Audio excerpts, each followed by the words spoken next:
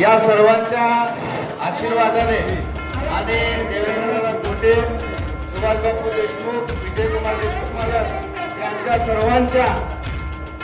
सर्वांच्या सहकार्याने मार्गदर्शनाने आम्ही सगळे नगरसेवक 87 या ठिकाणी निवडून आलेलो आहोत आणि विशेष या वरिष्ठांच्या यासाठी मी या ठिकाणी आभार मानेन की तुमच्या दोघांसारख्या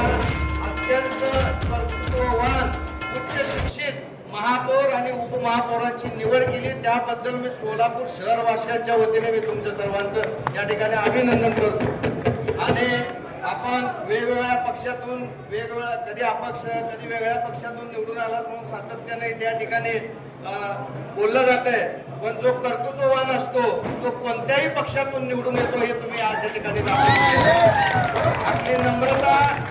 आपला स्वभाव, आपल्या आई वडिलांचे आशीर्वाद या आज तुम्हाला या खुर्चीवर घेऊन आलेले आहेत। आम्ही सुद्धा जे निवडून आलोय त्याच्यामध्ये अप्रत्यक्ष तुमचा सुद्धा त्या ठिकाणी सहभाग आहे, कारण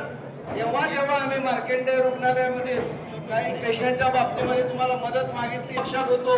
आता तुमच्या पक्षात आलेलो आहे, तुम्ही तेव्हाही मदत केली होती, आताही मदत करतात। या पद्धतीने भारतीय जनता पार्टीनं वेगळ्या पक्षातनं येऊन सुद्धा तुम्हाला महापौरपदी विराजमान केलं। आम्ही सुद्धा अपेक्षा करतो, आम्ही वेगळ्या पक्षातनं आलोय, आमचाही भारतीय जनता पार्टी विचार करेल अशी आशा व्यक्त करतो आणि